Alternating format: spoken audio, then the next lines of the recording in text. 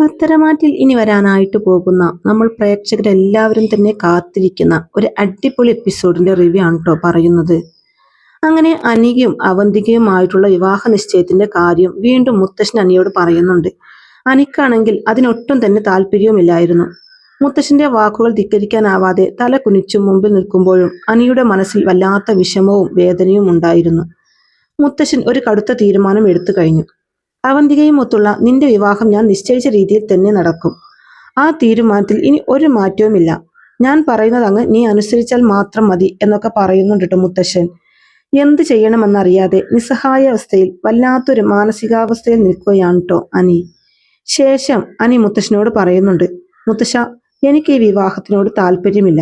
അവന്തികയെ കല്യാണം കഴിക്കാൻ എനിക്കാവില്ല. ഈ വിവാഹ നിശ്ചയം നടക്കരുത് മുത്തശ്ശ. ഞാൻ ഈ വിവാഹ നിശ്ചയത്തിൽ നിന്ന് പിന്മാറുകയാണ്. മുത്തശ്ശിന് അറിയാവുന്ന കാര്യമല്ലേ, ചെറുപ്പം മുതലേ അവന്തികയെ ഞാൻ എന്റെ സഹോദരിയെ പോലെയല്ലേ കണ്ടത്. അങ്ങനെയുള്ളപ്പോൾ അവളെ എങ്ങനെയാ മുത്തശ്ശ പെട്ടെന്നൊരു ദിവസം ഭാര്യയായിട്ട് കാണാൻ പറ്റുന്നത്? സോറി മുത്തശ്ശ, എനിക്കതിന് കഴിയില്ല എന്നൊക്കെ അനി പറയുന്നുണ്ടെങ്കിലും മുത്തശ്ശൻ ഉൾപ്പെടെ അവിടെയുള്ള ആരും തന്നെ അനിയുടെ ഈ വാക്കുകൾ കേൾക്കാൻ കൂട്ടാക്കിയില്ല. എല്ലാവരും വളരെ നിശബ്ദമായി തന്നെ നിൽക്കുകയാണ്. ആർക്കും ഒന്നും പറയാനില്ല. മുത്തശ്ശന്റെ തീരുമാനമാണല്ലോ അവസാന തീരുമാനം. മുത്തശ്ശനെ എതിർത്തുകൊണ്ട് ആർക്കും ഒന്നും ചെയ്യാൻ കഴിയില്ല എന്നും വേറൊരു തീരുമാനവും എടുക്കാൻ കഴിയില്ല എന്നൊക്കെയുള്ളത് എല്ലാവർക്കും അറിയാം. മുത്തശ്ശൻ പറയുന്നുണ്ട്, ഈ വിവാഹ നിശ്ചയം ഞാനാണ് തീരുമാനിച്ചത്. ഈ അനന്തപുരിയിൽ നടക്കുന്ന എല്ലാ വിശേഷങ്ങളും എന്റെ തീരുമാനപ്രകാരമാണ് നടക്കുന്നത്. അതുകൊണ്ട് ഈ വിവാഹ നിശ്ചയം പറഞ്ഞതുപോലെ തന്നെ പറഞ്ഞ സമയത്ത് തന്നെ നടക്കും. അവന്തിക മോളുടെ കഴുത്തിൽ നീ തന്നെ താലി കെട്ടും. ഇത് എന്റെ തീരുമാനം. എന്റെ തീരുമാനത്തെ ധിക്കരിക്കാൻ മാത്രം നിങ്ങളൊക്കെ വളർന്നോ എന്നൊക്കെ ചോദിച്ചുകൊണ്ട് തന്നെ മുത്തശ്ശൻ ദേഷ്യപ്പെട്ട് അവിടെ ഒന്ന് എഴുന്നേറ്റ് പോവുകയും ചെയ്യുന്നുണ്ട്. എന്നാൽ ഇതെല്ലാം കേട്ടുകൊണ്ട് നിൽക്കുന്ന നവ്യക്കും വല്ലാത്ത വിഷമം തോന്നുകയാണ് ട്ടോ. അനിയും നന്ദുവും തമ്മിൽ ഇപ്പോഴും വേർപിരിയാൻ പറ്റാത്തത്ര ബന്ധത്തിലാണെന്നൊക്കെയുള്ളത് നവ്യക്ക് അറിയാമല്ലോ. അവർ രണ്ടുപേരും ഒന്നിച്ച് ജീവിക്കണം എന്ന് തന്നെയാണ് ഇപ്പോൾ അനിയും ആഗ്രഹിക്കുന്നത്. കാരണം അനിയുടെ ജീവിതത്തിലേക്ക് ഒരിക്കലും അവന്തികയെ പോലുള്ള ഒരു പെണ്ണ് വരാൻ പാടില്ല. അവളും അവളുടെ അമ്മയും ചേട്ടനെയും പോലൊക്കെ തന്നെയാ. അവളെയും കണ്ണടച്ച് വിശ്വസിക്കാനാവില്ല. കൂടാതെ അഭി അന്ന് അവന്തികയെ കുറിച്ചുള്ള ചില കാര്യങ്ങളൊക്കെ എന്നോട് വെളിപ്പെടുത്തുകയും ചെയ്തിട്ടുണ്ട്. അവൾ അനിയെ വിവാഹം കഴിക്കാനായിട്ട് എല്ലാവരുടെ മുമ്പിലും സ്നേഹം നടിച്ച് അഭിനയിച്ചു നിൽക്കുന്നതാണെന്നും കാപട്യക്കാരിയാണെന്നൊക്കെ അവളെ നീ തള്ളി പറയേണ്ട ആവശ്യമില്ലെന്നും നമ്മുടെ ശത്രുക്കളെല്ലാം അവളുടെയും ശത്രുക്കളാണെന്നും അവരോട് പൊരുതി നിൽക്കാൻ വേണ്ടിയാണ് അവൾ ഇങ്ങനെ ഒരു അഭിനയം കാഴ്ചവെക്കുന്നത് എന്നൊക്കെയുള്ള രീതിയിൽ അവി പറഞ്ഞുകൊണ്ട് നവ്യക്ക് അവന്തികയുടെ സ്വഭാവം നല്ല വ്യക്തമായിട്ട് മനസ്സിലാവുകയും ചെയ്യുന്നുണ്ട്. അവന്തികയുടെ തനി നിറം എന്നെങ്കിലും ഒരു ദിവസം മുത്തശ്ശനും ഈ വീട്ടുകാരും തിരിച്ചറിഞ്ഞിട്ടുണ്ടെങ്കിൽ അവളുടെ കാര്യത്തിൽ ഒരു തീരുമാനമുണ്ടാകും. എന്തായാലും ഇതിനിങ്ങനെ വെറുതെ വിടാനൊന്നും പാടില്ലല്ലോ. ചേട്ടനും അനിയത്തിയും കൂടെ എന്റെ അനിയത്തിമാരുടെ ജീവിതമല്ലേ ഇല്ലാതാക്കാൻ നോക്കുന്നത്. അതുകൊണ്ട് ഞാൻ ഇവിടെ എന്തെങ്കിലും ചെയ്തേ പറ്റൂ. അവന്തിക ഇപ്പോൾ എല്ലാവരുടെയും മുമ്പിൽ നല്ല പിള്ള ചമഞ്ഞു നടക്കുന്നത് കൊണ്ട് തന്നെ ഞാൻ പറയുന്ന കാര്യങ്ങൾ ആരും വിശ്വസിക്കണമെന്നില്ല. അതുകൊണ്ട് അവളെ പൂട്ടണമെങ്കിൽ ശക്തമായ തെളിവുകൾ വേണം. എല്ലാവരുടെയും മുമ്പിൽ അഭിനയിച്ചു പിടിച്ചു നിൽക്കാൻ അവൾക്ക് ഒരു പ്രത്യേക കഴിവ് തന്നെ ഉണ്ടല്ലോ. വ്യക്തമായ തെളിവുകൾക്കായി കാത്തിരിക്കുകയാണ് നവ്യ. സമയമാകുമ്പോൾ അവന്തികയുടെ സ്വഭാവം എല്ലാവരുടെയും മുമ്പിലും തുറന്നു കാട്ടി അവളുടെ ചീട്ട് വലിച്ചു കീറണമെന്നാണ് നവ്യ മനസ്സിൽ തീരുമാനിച്ചിരിക്കുന്നത്. എന്നാൽ അനന്തപുരിയിൽ ഈ വിവാഹ നിശ്ചയം നടക്കാനുള്ള ഒരുക്കങ്ങളൊക്കെ തുടങ്ങിക്കഴിഞ്ഞു. വീട് മുഴുവൻ പൂക്കൾ കൊണ്ടൊക്കെ അലങ്കരിച്ചു കൊണ്ടിരിക്കുകയാണ്. എന്നാൽ അതൊക്കെ കാണുമ്പോൾ നവ്യക്ക് ഭയങ്കര സങ്കടാകുന്നുണ്ട് കേട്ടോ. നടക്കാൻ പോകുന്ന ഈ വിവാഹ നിശ്ചയം എങ്ങനെയെങ്കിലും മുടക്കിയേ പറ്റൂ. അനിയുമായുള്ള ജീവിതം എന്റെ നന്ദു ഒരുപാട് കൊതിച്ചതാ. അവൾക്ക് അവനെ ജീവന. താൻ സ്നേഹിച്ച പയ്യൻ മറ്റൊരു പെൺകുട്ടിയുടെ കഴുത്തിൽ താലി കെട്ടുന്ന കാഴ്ച അത് അവൾക്ക് ഒരിക്കലും സഹിക്കാൻ കഴിയില്ല. അതുപോലെ തന്നെയാണ് അനിയുടെ കാര്യവും. നന്ദു ഇല്ലാതെ മറ്റൊരു പെണ്ണിനെ ഭാര്യയുടെ സ്ഥാനത്ത് കാണാൻ ആനിക്കും ആവില്ല. അവർ തമ്മിൽ അത്രത്തോളം അടുത്തു കഴിഞ്ഞു. വീട്ടുകാരുടെ സമ്മർദ്ദം കൊണ്ടാണ് അവരുടെ ആഗ്രഹം നടക്കാതെ പോകുന്നത്. എന്നാൽ ഇനി അനുവദിച്ചുകൂടാ. അവരുടെ ആഗ്രഹം പോലെ അവർ രണ്ടുപേരും കല്യാണം കഴിച്ച് സുഖമായിട്ട് ജീവിക്കണം. അതിനൊരിക്കലും അവന്തികയെ പോലെ ഒരു വഞ്ചകി തടസ്സമാകരുത്. അവളുടെ തനി സ്വഭാവം എല്ലാവർക്കും മുമ്പിലും തുറന്നു കാട്ടുക തന്നെ വേണം. അവൾ ഇപ്പോഴും ഇവിടെയുള്ള എല്ലാവരെയും കബളിപ്പിച്ചു കൊണ്ടിരിക്കുകയാണെന്നുള്ളത് ഇവിടെയുള്ള എല്ലാവർക്കും മനസ്സിലാക്കി കൊടുക്കണമല്ലോ. അതിന് ഞാൻ തന്നെ മുന്നിട്ട് ഇറങ്ങിയാലേ പറ്റുള്ളൂ എന്നൊക്കെ ഇങ്ങനെ നവ്യ മനസ്സിൽ തീരുമാനിക്കുകയാണ് കേട്ടോ. അബിയെ പോലെ ഒരു ചതിയനെ വിശ്വസിച്ചത് കൊണ്ട് എന്റെ ജീവിതം വഴിമുട്ടിയിരിക്കുക. എന്റെ അനിയത്തിമാരുടെ ജീവിതം കൂടി നശിപ്പിക്കാൻ ഞാൻ അവരെ സമ്മതിക്കുകയില്ല എന്നൊക്കെ നവ്യ ഇങ്ങനെ ആലോചിച്ചു കൊണ്ടിരിക്കുന്ന സമയത്താണ് കേട്ടോ അഭി അങ്ങോട്ടേക്ക് വരുന്നത്. എന്നിട്ട് നവ്യയോട് ചോദിക്കുന്നുണ്ട്, നവ്യ നീ ഇവിടെ എന്തെടുക്കുക? താഴെ ഒരുക്കങ്ങളൊക്കെ നടക്കുന്നുണ്ടല്ലോ, ആ സമയത്ത് നീ ഇവിടെ ഇങ്ങനെ വന്നിരിക്കുകയാണോ എന്നിങ്ങനെ അഭി ചോദിക്കുമ്പോഴേക്കും നവ്യ പറയുന്നുണ്ട്, അതിനിപ്പോ ഞാൻ എന്ത് ചെയ്യാന്? അതെന്താ നവ്യ നീ അങ്ങനെ പറഞ്ഞത്? കാരണം നാളെ ഈ വീട്ടിൽ ഒരു വലിയ പൂജ തന്നെ നടത്താൻ തീരുമാനിച്ചിരിക്കുക. ആദർശും നയനയും ഒക്കെ ഇവിടുന്ന് പടിയിറങ്ങിയതിനു ശേഷം ഇങ്ങനെയുള്ള ആഘോഷങ്ങളൊക്കെ വേണ്ടെന്ന് വെച്ചിരിക്കുകയായിരുന്നല്ലോ. പിന്നെ പെട്ടെന്ന് ഇതുപോലെ ഒരു പൂജ നടത്താൻ എന്തെങ്കിലും ഒരു കാരണം ഉണ്ടായിരിക്കുമല്ലോ എന്നൊക്കെ ഞാൻ ആലോചിച്ചു. പിന്നെ എനിക്ക് മനസ്സിലായി, മറ്റന്നാൾ അവന്തികയും അനിയും തമ്മിലുള്ള വിവാഹ നിശ്ചയമാണല്ലോ. അതിനു മുന്നോടിയായിട്ടാ ഈ പൂജയൊക്കെ നടത്തുന്നതെന്ന്. കഴിഞ്ഞ 2 പ്രാവശ്യം എന്നെ തോൽപ്പിച്ചുകൊണ്ട് അവനല്ലേ വിജയിച്ചത്? കൂപ്പ് കുത്തിയ മൂർത്തീസ് ജ്വല്ലറി വീണ്ടും തലയെടുപ്പോട് കൂടി ഉയർന്നു വന്നില്ലേ? അതിന്റെ സന്തോഷമായിരിക്കും മൂപ്പര് കാണിക്കുന്നത്. പോരാത്തതിന് ഡിസൈനർ കോമ്പറ്റീഷനിൽ നയനക്ക് നല്ല വിജയം ഉണ്ടായല്ലോ. നയനയാണ് കഷ്ടപ്പെട്ട് ഡിസൈനൊക്കെ വരച്ചതെങ്കിലും അതിന്റെ നേട്ടവും അനിക്കല്ലേ കിട്ടിയത്. അനിയുടെ ഭാഗ്യം കൊണ്ട് ആ കമ്പനിക്ക് ഇപ്പോ നേട്ടം ഉണ്ടായി എന്നൊക്കെയാ മൂപ്പര് പറയുന്നത്. അപ്പോഴും ആദർശനും നയനക്കും തിരികെ വിളിക്കാൻ കൂട്ടാക്കിയില്ല. അതെന്തായാലും ഒരു കണക്കിന് നന്നായി. അവരിങ്ങോട്ട് വരാത്തത് തന്നെയാ നല്ലത്. അനി ആ MD സ്ഥാനത്തിരിക്കുന്നത് തന്നെയാ നല്ലത്. അവന്തികയെ വിവാഹം കഴിച്ചതിന് ശേഷം അവന്തിക ഒരു MDയുടെ ഭാര്യയാകാൻ പോവല്ലേ. അപ്പൊ അവൾക്കും അതിലൊരു റോളൊക്കെ ഉണ്ടാകും. അങ്ങനെ നമ്മുടെ കാര്യവും സേഫ് ആകും എന്നൊക്കെ നവ്യയോട് ഇങ്ങനെ പറയാണ് കേട്ടോ അഭി. അപ്പൊ നവ്യക്ക് ഇതൊക്കെ കേട്ടിട്ട് നല്ല ദേഷ്യം വരുന്നുണ്ട്. മറ്റന്നാൾ നടക്കാൻ പോകുന്ന അനിയും അവന്തികയും തമ്മിലുള്ള വിവാഹ നിശ്ചയം എങ്ങനെ മുടക്കണമെന്ന് ആലോചിച്ചു കൊണ്ടിരിക്കുന്ന സമയത്താ അഭി വന്നിട്ട് ഇങ്ങനെയുള്ള കാര്യങ്ങളൊക്കെ പറയുന്നത്. അത് കേൾക്കുമ്പോൾ നവ്യക്ക് നന്നായിട്ട് ചൊറിഞ്ഞു കയറുന്നുണ്ടെങ്കിലും ആ മുഖത്ത് വലിയ ഭാവവ്യത്യാസം ഒന്നും വരുത്താതെ തന്നെ പറയുന്നുണ്ട്, എന്തായാലും അതുപോലെയുള്ള കാര്യങ്ങളൊക്കെ നടക്കട്ടെ. നമ്മൾ വിചാരിക്കുന്ന കാര്യങ്ങളൊക്കെ നടന്നാൽ എല്ലാം നമുക്ക് അനുകൂലമായിരിക്കും. അവന്തികയും അനിയും തമ്മിലുള്ള വിവാഹ നിശ്ചയം എത്രയും പെട്ടെന്ന് നടക്കണം. അതാ ഞാനും ആഗ്രഹിക്കുന്നത്. അതങ്ങനെ നടക്കട്ടെ. എന്റെ അനിയത്തി എന്ന് പറയുന്ന ആ നന്ദു, അവൾ ഇങ്ങോട്ട് മരുമകളായിട്ട് വരരുത്. എനിക്ക് അത്രയുള്ളൂ. നന്ദു ഒഴിച്ച് അനി മറ്റൊരു വിവാഹം കഴിച്ചാലും എനിക്കതൊരു പ്രശ്നമേ അല്ല എന്ന് പറയാൻ കേട്ടോ നവ്യ. അപ്പൊ അഭി പറയുന്നുണ്ട്, അതൊക്കെ ശരിയാ നവ്യ. എന്നാലും അനിയുടെ ഒരു 2ാം വിവാഹമല്ലേ ഇത്? എന്റെ അനിയത്തിയുടെ ആദ്യത്തെ വിവാഹമാ. ഒരു 2ാം കെട്ടുകാരനാണല്ലോ എന്റെ അനിയത്തി വിവാഹം കഴിക്കുന്നത് എന്നൊക്കെയുള്ള ഒരു അമർഷമൊക്കെ എനിക്കുണ്ടായിരുന്നു. പിന്നെ അവന്തികക്ക് അനിയോട് നല്ല ഇഷ്ടമാണല്ലോ, അതുകൊണ്ട് വലിയ കുഴപ്പമില്ല. പിന്നെ അവന്തിക മുത്തശ്ശനും മുത്തശ്ശിയും ഒക്കെ സോപ്പിട്ട് നിൽക്കുന്നത് കൊണ്ട് അവളുടെ കല്യാണം അവർ നല്ല ഗ്രാൻഡ് ആയിട്ട് തന്നെ നടത്തും. അവൾക്ക് കൊടുക്കാനുള്ളതെല്ലാം കൊടുത്ത് അവളെ നല്ല മാന്യമായിട്ട് തന്നെ കെട്ടിക്കും എന്നാ എന്റെ ഒരു പ്രതീക്ഷ. അവളുടെ കല്യാണം നല്ല രീതിക്ക് നടക്കണം. അത്ര മാത്രമേ ഞാൻ ആഗ്രഹിക്കുന്നുള്ളൂ. പിന്നെ കല്യാണം കഴിഞ്ഞാലും ഒരു MDയുടെ ഭാര്യ എന്നുള്ള സ്ഥാനം അവൾക്ക് കിട്ടുമല്ലോ, അത് മതി എന്നൊക്കെ പറഞ്ഞ് അഭി ഇങ്ങനെ മനസ്സിൽ ചിന്തിക്കുന്നുണ്ട്.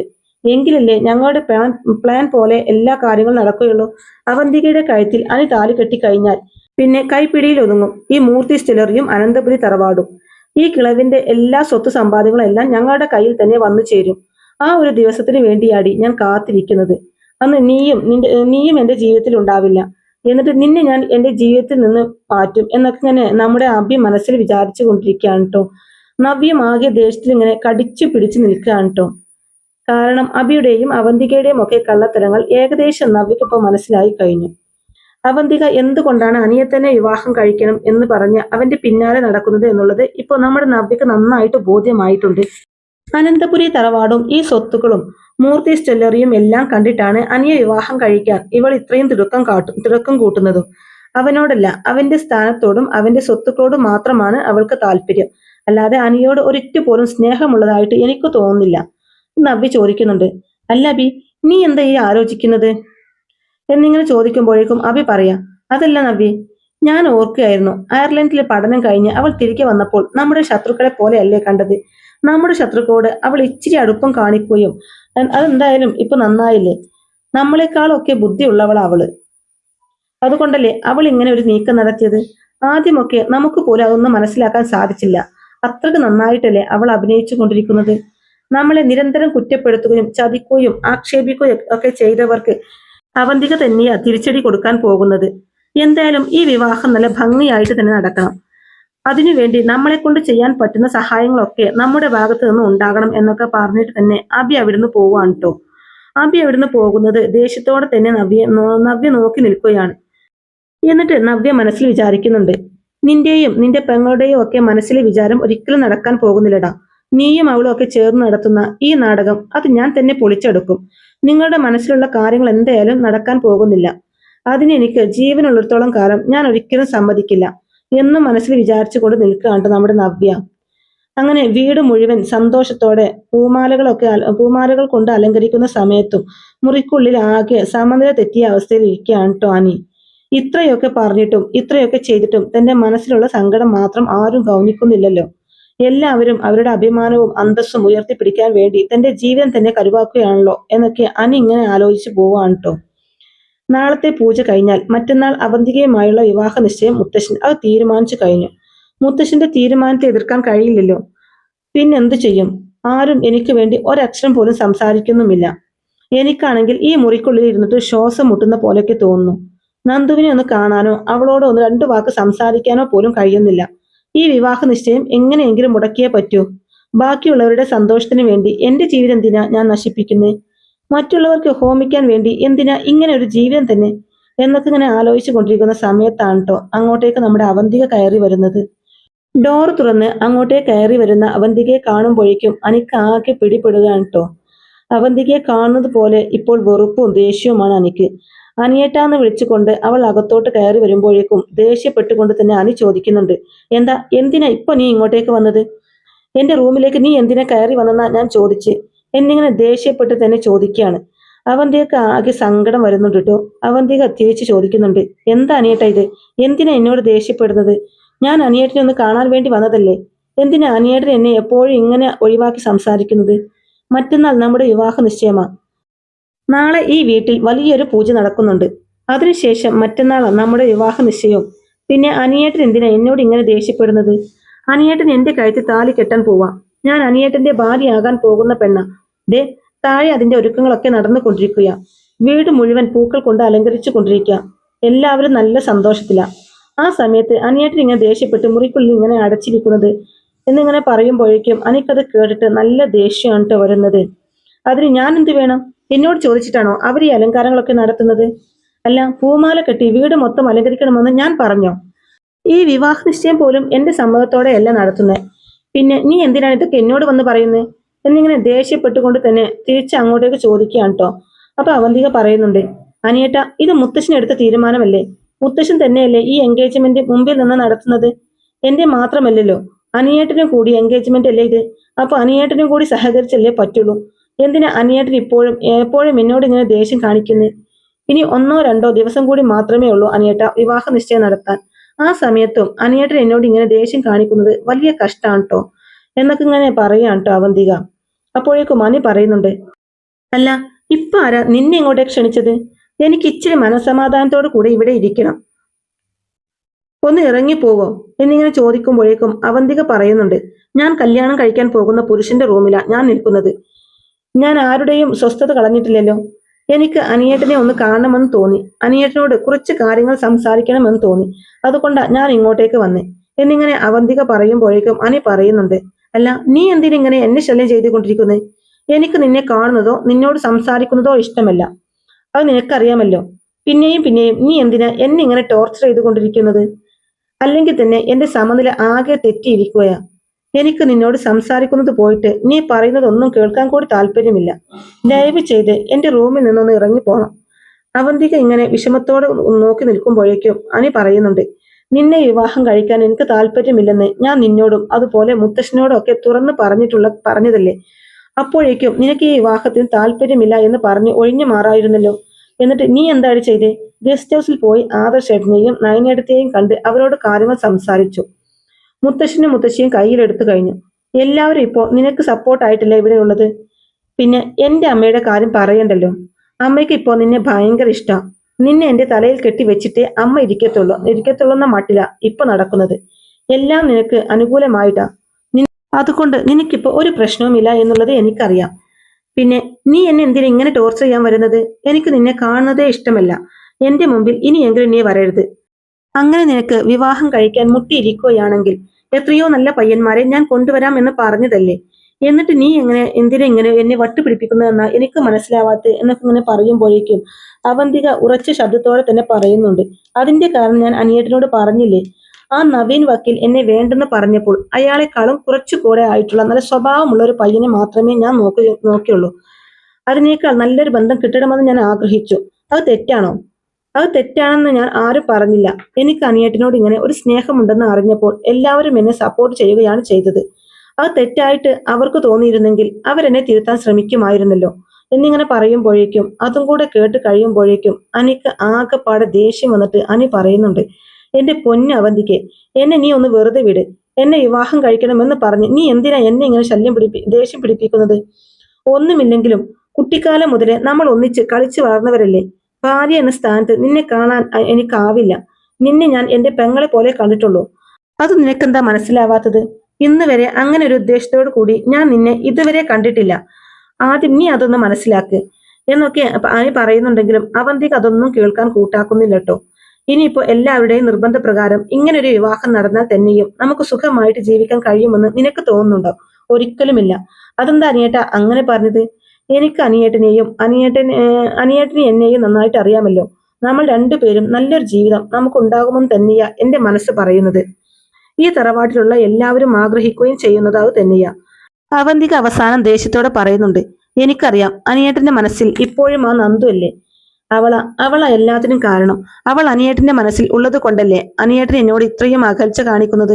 മുത്തശ്ശനും മുത്തശ്ശിയും ഉൾപ്പെടെ എല്ലാവരും പറഞ്ഞിട്ടും ഈ വിവാഹ നിശ്ചയത്തിന് പോലും സമ്മതിക്കാത്തത് അതുകൊണ്ട് മാത്രമല്ലേ എന്നൊക്കെ അങ്ങനെ ദേഷ്യത്തോടെ പറയുമ്പോഴേക്കും അനിക്ക് നല്ല ദേഷ്യം പറയാണ് കേട്ടോ. നന്ദുവിനെ കുറിച്ച് മോശമായ രീതിയിൽ സംസാരിക്കുന്നത് അനിക്ക് കേട്ടുകൊണ്ട് നിൽക്കാൻ കഴിയുന്നില്ല. അനി അപ്പോഴേക്കും നന്നായിട്ട് തന്നെ ഫെയർ ചെയ്യുകയാണ്. അനിയുടെ കയ്യിൽ നിന്ന് തന്നെ പോവുകയാണ് കേട്ടോ. അനി പറയുന്നുണ്ട്, അതേടി, എന്റെ മനസ്സിൽ നന്ദു തന്നെയാ. എനിക്ക് അവളെയും അവൾക്ക് എന്നെയും ഒരുപാട് ഇഷ്ടമാ. ഞങ്ങൾ തമ്മിൽ ഒന്നിച്ച് ജീവിക്കണമെന്ന് ഒരുപാട് ആഗ്രഹിച്ചതുമാണ്.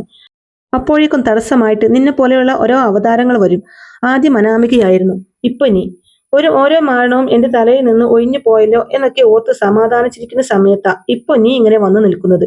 മനുഷ്യന്റെ ഉള്ള സമാധാനം കൂടി നീ ഇല്ലാതാക്കിയ ചെയ്യുന്നത്. വീട്ടുകാരും ഞങ്ങൾക്കെതിരെയാ. നേരെ ചൊവ്വെ അവളെ കാണാനോ സംസാരിക്കാനോ പോലും എനിക്ക് പറ്റുന്നില്ല. അതിന്റെ കൂടെയാ ഇപ്പൊ ഈ ഒരു വിവാഹാലോചനയും. ഈ പറഞ്ഞതൊക്കെയും ശരി തന്നെയാ. എന്റെ മനസ്സിൽ അവൾ തന്നെയാ. അവളെ അല്ലാതെ മറ്റാരെയും എന്റെ ഭാര്യയുടെ സ്ഥാനത്ത് കാണാനോ എനിക്കാവില്ല. ഞാൻ കല്യാണം കഴിക്കുന്നുണ്ടെങ്കിൽ അത് അവളെ മാത്രമായിരിക്കും എന്നിങ്ങനെ അനി തീർത്ത് പറയാൻ കേട്ടോ. അത് കേൾക്കുമ്പോ അവന്തികക്ക് ആകെപ്പാടെ സങ്കടവും ദേഷ്യവും വരികയാണ്. കേട്ടോ. അവന്തിക അവിടെ നിന്നും കരഞ്ഞുകൊണ്ട് ദേഷ്യപ്പെട്ട് അവിടെ നിന്ന് ഇറങ്ങി പോവുകയും ചെയ്യുന്നുണ്ട്. അവന്തിക അനിയുടെ റൂമിൽ നിന്നും കരഞ്ഞുകൊണ്ട് താഴേക്ക് ഇറങ്ങി പോകുന്നത് ജാനകി കാണാൻ കേട്ടോ. ജാനകി ഓടി വന്നിട്ട് ചോദിക്കുന്നുണ്ട്, അയ്യോ മോളെന്തിനാ കരയുന്നേ? മോളെ ആരെങ്കിലും വിഷമിപ്പിച്ചോ?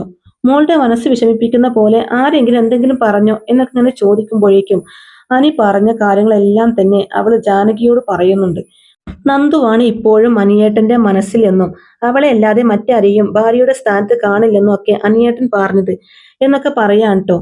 അതവിടെ കേട്ട് കഴിയുമ്പോഴേക്കും അവന്തികയോട് ജാനകി പറയുന്നുണ്ട്, മോള് താഴേക്ക് പൊക്കോ, അനിയോട് അമ്മ സംസാരിച്ചോളാം. അവനെ അങ്ങനെ വിട്ടാൽ പറ്റില്ലല്ലോ. ഇത് അവന്റെ മുത്തശ്ശനും മുത്തശ്ശിയും കൂടെ ചേർന്നെടുത്ത തീരുമാനമാണ്. ഇവിടെ എന്തായാലും അവന്റെ മുത്തശ്ശൻ തീരുമാനിച്ച പോലെ കാര്യങ്ങളൊക്കെ നടക്കുകയുള്ളൂ. അതുകൊണ്ട് മോള് വിഷമിക്കണ്ട. അവനോട് ഞാൻ കുറച്ച് കാര്യങ്ങൾ പറഞ്ഞു മനസ്സിലാക്കിക്കൊള്ളാം. എന്തായാലും മോള് വിഷമിക്കണ്ട. മോള് നല്ല സന്തോഷത്തോടെ തന്നെ ഇരിക്കുന്നതാ അമ്മയ്ക്ക് ഇഷ്ടം എന്നൊക്കെ പറഞ്ഞ് അവളെ ഒന്ന് സമാധാനിപ്പിച്ചിട്ട് അനിയുടെ റൂമിലേക്ക് കയറി വരികയാണ് കേട്ടോ ജാനകി. എന്നിട്ട് ജാനകി അനിയോട് ദേഷ്യപ്പെടുന്നുണ്ട്.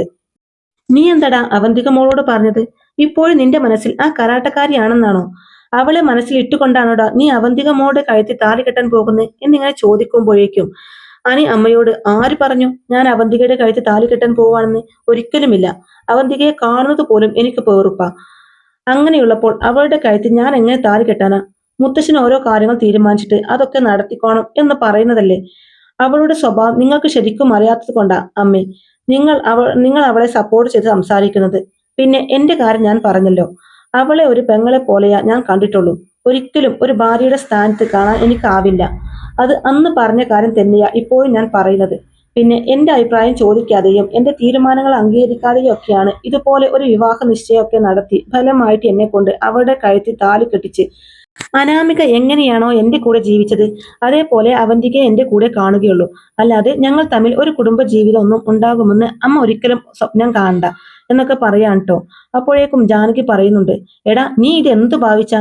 നിനക്കറിയാമല്ലോ നന്ദു ഒരിക്കലും നിന്റെ ഈ വീട്ടിലെ മരുമകളായിട്ട് വരാൻ പോകുന്നില്ല. ജീവനുള്ളിടത്തോളം കാലം അങ്ങനെ ഒരു സംഭവം നടക്കാനും പോകുന്നില്ല. പിന്നെ അവന്തിക മോളെ ഇപ്പൊ എല്ലാവർക്കും നല്ല ഇഷ്ടം. അവന്തിക മോളുടെ സ്വഭാവം ഇപ്പൊ പഴയ പോലെ അല്ലല്ലോ. മോൾ അയർലൻഡിൽ പോയി പഠിച്ചു വന്നതിന് ശേഷം അവളുടെ സ്വഭാവത്തിൽ ഒരുപാട് മാറ്റമുണ്ടായി. നമ്മുടെ തറവാട്ടിലെ എല്ലാവരെയും പോലെ ഇപ്പൊ അവൾ ചിന്തിക്കുകയും പ്രവർത്തിക്കുകയും ഒക്കെ ചെയ്യുന്നത്. പ്രത്യേകിച്ച് ജലജയുടെയും അബിയുടെയും ഒന്നും സ്വഭാവമല്ല. മുത്തശ്ശനും മുത്തശ്ശിക്കൊക്കെ അവന്തികയെ ഒരുപാട് ഇഷ്ടം. അതുപോലെ തന്നെ നായനക്കും ആദർശനും അവരെല്ലാവരും കൂടെ എടുത്ത തീരുമാനമാണ് ഈ വിവാഹ നിശ്ചയം. പിന്നെ നീ ഇതിൽ നിന്ന് ഒഴിഞ്ഞു മാറാൻ നോക്കുന്നത് എന്തിനാ എന്നൊക്കെ ഇങ്ങനെ ചോദിക്കുമ്പോഴേക്കും അനി വീണ്ടും ജാനകിയോട് കയർത്ത് തന്നെ സംസാരിക്കുകയാണ്. നിങ്ങൾ ഇനി എന്തൊക്കെ പറഞ്ഞാലും ശരി, നന്ദുവിനെ വിവാഹം കഴിച്ച് അവളുടെ കൂടെ ജീവിക്കാൻ കഴിഞ്ഞില്ലെങ്കിലും ഒരിക്കലും അവന്തികയുടെ കഴുത്തിൽ ഞാൻ താലി കെട്ടാൻ പോകുന്നില്ല അമ്മേ. അതിനി ആരൊക്കെ എന്നെ നിർബന്ധിച്ചാലും എന്തൊക്കെ പറഞ്ഞാലും ശരി, ഒരിക്കലും അവന്തികയുടെ കഴുത്തിൽ താലി കെട്ടാൻ ഞാൻ ഉദ്ദേശിക്കുന്നില്ല എന്ന് തന്നെ തീർത്ത് പറയുകയാണ് കേട്ടോ അനി. അതും പറഞ്ഞിട്ട് അനി ദേഷ്യപ്പെട്ട് അവിടുന്ന് ഇറങ്ങി പോവുകയും ചെയ്യുന്നുണ്ട്. ജാനകി പിന്നെ സങ്കടത്തോടെ തന്നെ താഴേക്ക് ഇറങ്ങി ചെല്ലുകയും ചെയ്യുന്നുണ്ട്. മുത്തശ്ശിയോട് ജാനകി ഈ കാര്യങ്ങളൊക്കെ പറയുന്നുണ്ട് കേട്ടോ. അപ്പൊ മുത്തശ്ശി പറയുന്നുണ്ട്, അനിയുടെ മനസ്സിൽ അങ്ങനെ ഒരു ആഗ്രഹം ഉണ്ടായിരുന്നു എന്നുള്ളത് നമുക്കറിയാവുന്ന കാര്യമാണ്. പക്ഷെ മുത്തശ്ശൻ എടുത്ത തീരുമാനമല്ലേ, അദ്ദേഹത്തിന്റെ തീരുമാനത്തെ എതിർത്തു നിൽക്കാൻ അവനാവില്ല. എന്തായാലും നീ സമാധാനമായിട്ടിരിക്കു ജാനകി. അവന്തിക മോളോട് അവൻ ദേഷ്യപ്പെട്ട് മോശമായിട്ട് സംസാരിച്ചെങ്കിലും നീ മോളെ സമാധാനിപ്പിക്കുകയും ആശ്വസിപ്പിക്കുകയും ഒക്കെ ചെയ്യണം. എന്തായാലും ഈ വിവാഹ നിശ്ചയം പറഞ്ഞ സമയത്ത് തന്നെ നടക്കും. അദ്ദേഹത്തിന്റെ വാക്ക് ധിക്കരിക്കാൻ അവനാവില്ല. അവനും അവന്തിക മോളും തമ്മിലുള്ള വിവാഹം നടക്കുകയും ചെയ്യും. ആദ്യമൊക്കെ കുറച്ച് പ്രശ്നങ്ങൾ ഉണ്ടായാലും പോകെ പോകെ അവരും നല്ലൊരു കുടുംബ ജീവിതം നയിക്കും. അദ്ദേഹവും വിശ്വസിക്കുന്നു എന്നൊക്കെ മുത്തശ്ശി പറഞ്ഞു സമാധാനിപ്പിക്കുകയാണ് ജാനകിയെ. അങ്ങനെ ജാനകിയോട് കയർത്ത് സംസാരിച്ചതിന് ശേഷം അനി നേരെ ചെല്ലുന്നത് ഗസ്റ്റ് ഹൗസിലേക്കാണ് കേട്ടോ. അവിടെ ചെന്ന് ആദർശനോടും നയനയോടും അനി തൻ്റെ മനസ്സിലുള്ള കാര്യങ്ങളെല്ലാം തുറന്നു പറയുന്നുണ്ട്. പൂജ കഴിഞ്ഞുള്ള അവിടുത്തെ ദിവസം തന്നെ എൻ്റെയും അവന്തികയുടെയും വിവാഹ നിശ്ചയം നടത്താനാണ് മുത്തശ്ശൻ തീരുമാനിച്ചിരിക്കുന്നത്. അതിൻ്റെ ഒരുക്കങ്ങളെല്ലാം തന്നെ അവിടെ തുടങ്ങിക്കഴിഞ്ഞു. എന്തായാലും ഞാനൊരു കാര്യം പറയാം. എന്നെക്കൊണ്ടിപ്പോൾ നിർബന്ധിച്ചിറങ്ങി എക്സ്ചേഞ്ച് ചെയ്താലും ഈ വിവാഹ നിശ്ചയം നടത്തിയാലും ഒരിക്കലും അവന്തികയുടെ കഴുത്തിൽ ഞാൻ താലി കെട്ടില്ല. അങ്ങനെ താലി കെട്ടേണ്ട ഒരു അവസ്ഥ എനിക്കുണ്ടായാൽ പിന്നെ ഞാൻ ജീവനോടെ ഇരിക്കില്ല. ഞാൻ ആത്മഹത്യ ചെയ്യും. അല്ലാതെ എൻ്റെ മുമ്പിൽ വേറെ വഴിയൊന്നുമില്ല. അത് നിങ്ങൾ ഓർത്തു വെച്ചോ. നന്ദുവിനെ എനിക്ക് എത്രത്തോളം ഇഷ്ടമാണെന്നുള്ളത് നിങ്ങൾക്ക് രണ്ടുപേർക്ക് നന്നായിട്ടറിയാം. അന്ന് എൻ്റെ ജീവിതം നശിപ്പിക്കാൻ എൻ്റെ കൂടെ കൂടിയത് അനാമികയായിരുന്നു. ആ ഒരു മാരണം എൻ്റെ തലയിൽ നിന്ന് ഒഴിഞ്ഞപ്പോഴേക്കും അടുത്ത ആളെ നിങ്ങൾ എൻ്റെ തലയിൽ കെട്ടിവെക്കാനാണ് നോക്കുന്നത്. എനിക്കാണെങ്കിൽ ഇപ്പോൾ അവളെ കാണുന്നതും അവളോട് സംസാരിക്കുന്നത് പോലും വെറുപ്പായി കഴിഞ്ഞു. ഇപ്പോൾ തന്നെ അവൾ കാരണം എനിക്ക് നമ്മുടെ തറവാട്ടിലോട്ട് പോലും കയറി ചെല്ലാൻ തോന്നുന്നില്ല.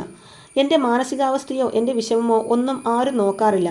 എല്ലാവരും അവർക്ക് അവരുടെ കാര്യം തന്നെയാണ് വലുത്. ഇപ്പോൾ പോലും അവന്തികയുടെ ഇഷ്ടം സാധിക്കാനായിട്ടല്ലേ മുത്തശ്ശൻ എന്നെ കരുവാക്കുന്നത്. അല്ലാതെ ഞാൻ സന്തോഷമായിട്ട് ജീവിക്കണമെന്ന് മുത്തശ്ശൻ പോലും ഇപ്പോൾ ആഗ്രഹിക്കുന്നില്ലല്ലോ. അങ്ങനെ ഉണ്ടായിരുന്നെങ്കിൽ മുത്തശ്ശൻ എൻ്റെ കൂടെയല്ലേ നിൽക്കേണ്ടത്. എന്തായാലും എനിക്കിപ്പോൾ ഒരു കാര്യം മനസ്സിലായി. കുടുംബത്തിനകത്തും പുറത്തും എന്നെ സപ്പോർട്ട് ചെയ്യാനോ എൻ്റെ കൂടെ നിൽക്കാനോ ആരുമില്ലെന്നുള്ള കാര്യം. അതുകൊണ്ട് തന്നെ ഞാൻ എനിക്ക് പറയാനുള്ള കാര്യം നിങ്ങളോട് തുറന്ന് പറയാം. ഞാൻ പറഞ്ഞ പോലെ തന്നെ ചെയ്യും. അല്ലാതെ എൻ്റെ മുമ്പിൽ വേറെ വഴിയൊന്നുമില്ല. അവന്തികയുടെ കഴുത്തിൽ ഞാൻ താലി കെട്ടും എന്നൊരു പ്രതീക്ഷ നിങ്ങൾക്കുണ്ടെങ്കിൽ അത് നിങ്ങൾ മാറ്റിവെച്ചേര്. മുത്തശ്ശൻ്റെ വാക്ക് ധിക്കരിക്കാൻ പറ്റാത്തത് കൊണ്ട് മാത്രമാണ് ഞാൻ ഇതെല്ലാം കേട്ടുകൊണ്ടിരിക്കുന്നത്. മുത്തശ്ശനോട് എനിക്ക് മറുത്തൊന്നും പറയാൻ പറ്റില്ല. അതുകൊണ്ട് നിങ്ങൾ തന്നെ മുത്തശ്ശൻ്റെ അടുത്ത് സീരിയസ് ആയിട്ട് കാര്യങ്ങൾ പറയണം. ഇല്ലെങ്കിൽ ഞാൻ പറഞ്ഞ പോലെ രണ്ടിലൊന്ന് നടക്കുക തന്നെ ചെയ്യും എന്നൊക്കെ പറഞ്ഞിട്ട് അനി അവിടുന്ന് പോവാണ് കേട്ടോ. അപ്പോൾ അനി എപ്പോഴത്തെയും പോലെയല്ല, നല്ല ഗൗരവത്തിലും നല്ല ദേഷ്യത്തിലും സങ്കടത്തിലും ഒക്കെ വന്ന് ആദർശിൻ്റെ അടുത്തും നയനയുടെ അടുത്തും ഈ കാര്യത്തെക്കുറിച്ചൊക്കെ പറയുന്നത്. തന്നെയുമല്ല, അവൻ്റെ സംസാരത്തിൽ നിന്ന് ഒരു ആത്മഹത്യാ ഭീഷണിയും ഉണ്ടായിരുന്നല്ലോ. അതുകൊണ്ട് അത് കേൾക്കുമ്പോൾ അവർക്ക് നല്ല ഭയം തോന്നുകയാണ് കേട്ടോ. അനാമികയും അനിയും എങ്ങനെയാണ് ജീവിച്ചു കൊണ്ടിരിക്കുന്നത് എന്നും നന്ദുവിനോട് എനിക്ക് എത്രമാത്രം ഇഷ്ടമുണ്ടെന്നും അവർ തമ്മിൽ ഒന്നിക്കാൻ പറ്റാത്തതിൻ്റെ വിഷമവും അതുപോലെ ഇപ്പോൾ അവന്തികയെ കൂടി അവൻ്റെ തലയിൽ കെട്ടിവെക്കാൻ നോക്കുന്നതിൻ്റെ എല്ലാം കൂടിയുള്ള ഒരു സമ്മർദ്ദമാണ് അവനെ കൊണ്ട് ഇങ്ങനെയൊക്കെ പറയിപ്പിച്ചതെന്ന് ആദർശ് പറയുന്നുണ്ട് കേട്ടോ. എന്നാലും ഈ വിവരം എത്രയും പെട്ടെന്ന് തന്നെ അറിയിക്കേണ്ടവരെ അറിയിക്കണമെന്നൊക്കെ നയനിയും പറയുന്നുണ്ട്. അങ്ങനെ അവർ മുത്തശ്ശനെ വിളിച്ച് അനി ഇവിടെ വന്നിട്ട് സംസാരിച്ച കാര്യങ്ങളൊക്കെ തന്നെ പറയുന്നുണ്ട് കേട്ടോ. അവനാകെ വല്ലാത്തൊരു മാനസികാവസ്ഥയിലാണെന്നും ഇക്കണക്കിന് പോയാൽ അവൻ എന്തെങ്കിലും കടുങ്കൈ ചെയ്യുമോ എന്നുള്ള ഒരു ഭയം ഉണ്ടെന്നും പറയാൻ കേട്ടോ ആദർശ് ഇങ്ങനെ പറഞ്ഞത് കേൾക്കുമ്പോഴേക്കും മുത്തശ്ശന് നല്ല ദേഷ്യം വരുന്നുണ്ട് കേട്ടോ. അവന്തിക നല്ല കുട്ടിയാ. നമ്മുടെ തറവാടിനെ കുറിച്ചും നമ്മുടെ എല്ലാ കാര്യങ്ങളെക്കുറിച്ചും നല്ല ബോധമുള്ള കുട്ടി. അവളെ വിവാഹം കഴിക്കുന്നത് കൊണ്ട് എനിക്ക് കൂടുതൽ ഉപകാരമല്ലേ ഉള്ളൂ. ബിസിനസ്സിൻ്റെ കാര്യത്തിലാണെങ്കിലും ദാമ്പത്യ ജീവിതത്തിൻ്റെ കാര്യത്തിലാണെങ്കിലും എല്ലാം കൊണ്ടും അവന് പറ്റിയ ഒരു പെൺകുട്ടി തന്നെയാണ് അവന്തിക. അതുമാത്രമല്ലല്ലോ, നമുക്കെല്ലാവർക്കും അറിയാം അവൻ്റെ രണ്ടാമത്തെ വിവാഹമാണിത്. അന് ആദ്യം ഒന്ന് കല്യാണം കഴിച്ചതാണെന്നൊക്കെ ഉള്ളത് അറിഞ്ഞിട്ട് തന്നെയല്ലേ മോൾ അവനോട് അടുപ്പം കാണിച്ചതും അവനെ ഇഷ്ടപ്പെട്ടതൊക്കെ. അവൻ്റെ കൂടെ നല്ലൊരു കുടുംബജീവിതം നയിക്കണമെന്ന് അവന്തിക മോൾ ഒരുപാട് ആഗ്രഹിക്കുന്നുണ്ട്. പ്രത്യേകിച്ച് മോൾക്കിപ്പോൾ ആ അബിയുടെയും ജലജയുടെയും ഒന്നും സ്വഭാവമല്ല. നമ്മുടെ കുടുംബത്തിലെ ചിട്ടകളും മര്യാദകളും എല്ലാം പാലിച്ച് നമ്മളിൽ ഒരാളായിട്ടാണ് മോൾ ജീവിക്കുന്നത്. അങ്ങനെയുള്ളപ്പോൾ മോൾ ഒരാഗ്രഹം പറഞ്ഞ് അത് സാധിപ്പിച്ചു കൊടുക്കണ്ടേ? സാധിപ്പിച്ചു കൊടുക്കാതിരിക്കാൻ കഴിയുമോ എന്നൊക്കെയാണ് മുത്തശ്ശൻ ചോദിക്കുന്നത്. എന്തായാലും ആദർശ് പറയുന്നുണ്ട്, മുത്തശ്ശ, എന്നാലും എല്ലാം ഒന്ന് സൂക്ഷിച്ച് വേണം കൈകാര്യം ചെയ്യാൻ. അനി എപ്പോഴും പറയും പോലെയല്ല, അവൻ്റെ മനസ്സിന് നല്ല വിഷമമുണ്ട് മുത്തശ്ശ. അതുകൊണ്ട് അവനെ ഒന്ന് സൂക്ഷിക്കുന്നത് നല്ലതാ. അല്ലെങ്കിൽ മുത്തശ്ശൻ തന്നെ അവനെ വിളിച്ച് കാര്യത്തിലൊന്ന് ഉപദേശിക്കുകയും അവനോട് കുറച്ചു നേരം സംസാരിക്കുകയൊക്കെ ചെയ്യണമെന്ന് പറയാൻ കേട്ടോ. അപ്പോൾ മുത്തശ്ശൻ അനിയെ വിളിച്ച് സംസാരിച്ചോളണം എന്നൊക്കെ തന്നെ പറഞ്ഞ് ഫോൺ കട്ട് ചെയ്യുകയും ചെയ്യുന്നുണ്ട്. അങ്ങനെ അനിയുടെ കാര്യത്തിൽ അവർക്ക് നല്ല ടെൻഷനാവാണ് കേട്ടോ, ആദർശനും നയനയ്ക്കൊക്കെ. അതിനൊക്കെ ശേഷം അനി തിരിച്ച് തറവാട്ടിലേക്ക് പോകാൻ മടിച്ചിട്ട് ഫ്രണ്ട്സിൻ്റെ കൂടെ പുറത്ത് കറങ്ങി നടക്കുകയാണ്. അങ്ങനെ ഫ്രണ്ട്സിൻ്റെ കൂടെ ഇരിക്കുന്ന സമയത്താണ് കേട്ടോ അവന്തിക ഒരാളുടെ കൂടെ കാറിൽ പോകുന്നത് കാണുന്നത്. പക്ഷേ ആ കാർ ഓടിക്കുന്നത് ആരാണെന്ന് എനിക്ക് വ്യക്തമായിട്ട് കാണാൻ കഴിയുന്നില്ല കേട്ടോ. അതുകൊണ്ട് തന്നെ ഹെൽമെറ്റൊക്കെ വെച്ച് അവരെ ഫോളോ ചെയ്ത് അനി പിന്നാലെ തന്നെ പോവുകയും ചെയ്യുന്നുണ്ട്.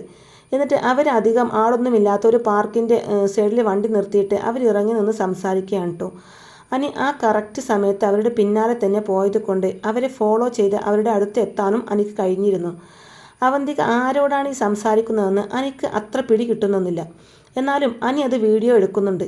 അവന്തികയും നാഗേന്ദ്രനും കൂടെ സംസാരിക്കുന്നതൊക്കെ വീഡിയോ എടുത്ത് വെക്കുകയാണ് കേട്ടോ അനി. അയാളത്ര വ്യക്തമായിട്ട് അറിയില്ലെങ്കിലും എവിടെയോ കണ്ട് പരിചയമുള്ള പോലെ തന്നെ അനിക്കും ഫീൽ ചെയ്യുന്നുണ്ട് കേട്ടോ. കാരണം ഈ കഴിഞ്ഞ ഇടയ്ക്കൊക്കെ നാഗേന്ദ്രൻ്റെ കാര്യങ്ങളൊക്കെ കൂടുതൽ സംസാരിച്ചായിരുന്നല്ലോ. അപ്പോൾ അത് നാഗേന്ദ്രനാണെന്നുള്ള ഒരു സംശയം അനിയുടെ മനസ്സിലുണ്ട് കേട്ടോ. അത് ആദർശേട്ടനെ കാണിക്കാനും കൂടി വേണ്ടിയിട്ടാണ് അനി ആ വീഡിയോ എടുക്കുന്നത്. എന്നിട്ട് അനി നേരെ ആ വീഡിയോയുമായിട്ട് നേരെ ഗസ്റ്റ് ഹൗസിലേക്ക് തന്നെ ചെല്ലുകയാണ് കേട്ടോ. എന്നിട്ട് ആദർശനും നയനയ്ക്കും ഈ വീഡിയോ കാണിച്ചു കൊടുക്കുകയാണ്. ഞാൻ ഇവിടുന്ന് പോയതിന് ശേഷം തിരിച്ച് തറവാട്ടിലേക്ക് എനിക്ക് പോകാൻ തോന്നിയില്ല. അതുകൊണ്ട് ഞാൻ കുറച്ചു നേരം റിലാക്സ് ആവാനായിട്ട് രാകേഷിൻ്റെയും വിഘ്നേഷിൻ്റെയും കൂടെ പുറത്തു പോയിരിക്കുകയായിരുന്നു. ആ സമയത്ത് ആ അവന്തിക ആരുടെ കൂടെ കാറിൽ ഇരുന്ന് പോകുന്നത് ഞാൻ കണ്ടു. എന്തായാലും ആ സമയത്ത് അവരെ ഫോളോ ചെയ്ത് പോകാൻ തോന്നിയത് നന്നായി. അധികം ആൾക്കാരൊന്നും പോകാത്ത ടൗണിൻ്റെ അടുത്തുള്ള ആ പാർക്കില്ലേ, ആ പാർക്കിൻ്റെ സൈഡിൽ ഇവർ വണ്ടി കൊണ്ട് നിർത്തിയിട്ട് കുറച്ചു നേരം സംസാരിക്കുന്നുണ്ടായിരുന്നു. ഞാൻ എന്തായാലും അത് വീഡിയോ എടുത്തു. ഇയാളെ കണ്ടിട്ട് എനിക്ക് ആദ്യമൊന്നും മനസ്സിലായില്ല. പിന്നെ എനിക്ക് ഓർമ്മ വന്നത് ഇയാൾ ആ നാഗേന്ദ്രനാണോ എന്ന് എനിക്കൊരു സംശയമുണ്ടായിരുന്നു. അത് കാണിക്കാനും കൂടി വേണ്ടിയാ ഞാനിപ്പോൾ ആദർശേട്ടൻ്റെ അടുത്തെത്തിയത് എന്നൊക്കെ പറഞ്ഞ് ആ വീഡിയോ കാണിച്ചു കൊടുക്കുകയാണ് കേട്ടോ. അപ്പോൾ ആ വീഡിയോ കാണുമ്പോൾ തന്നെ ആദർശിന് കാര്യങ്ങൾ മനസ്സിലാകുന്നുണ്ട്. അപ്പോൾ അവന്തികയുമായിട്ടും അയാൾക്ക് നല്ല ബന്ധമുണ്ടല്ലേ എന്ന് അയാൾ റോഡിൽ വെച്ച് ചോദ്യം ചെയ്തപ്പോൾ അവന്തികയുമായിട്ട് അയാൾക്ക് യാതൊരു ബന്ധവുമില്ലെന്നാണ് പറഞ്ഞത്. അവന്തിക നമ്മുടെ പക്ഷത്തായത് കൊണ്ട് അയാൾ അതിനെ ശ്രമിക്കുന്നില്ല എന്നും പറഞ്ഞു. എന്നാൽ അയാൾ പറഞ്ഞതൊക്കെ വെറും നുണ തന്നെയാ. അബിയുമായിട്ട് മാത്രമല്ല അവന്തികയുമായിട്ടും അയാൾക്ക് നല്ല ബന്ധമുണ്ട്. എന്തായാലും നിനക്ക് അവരെ ഫോളോ ചെയ്ത് പോകാൻ പറ്റിയത് നന്നായി. അവന്തികയ്ക്കും അയാളുമായിട്ട് അടുപ്പമുണ്ടെന്നുള്ള കാര്യം ഇപ്പോൾ നമുക്ക് ഉറപ്പായല്ലോ.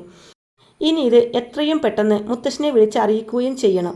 AM ജ്വല്ലറിയുടെ MD നാഗേന്ദ്രനാണെന്ന് അറിഞ്ഞിട്ടും അബിയെ അവിടെ മാനേജറാക്കിയെടുത്തതിൻ്റെ പേരിൽ അബിയെ ഇതുവരെ ഒന്നും ചെയ്യാതിരിക്കുകയായിരുന്നു മുത്തശ്ശൻ.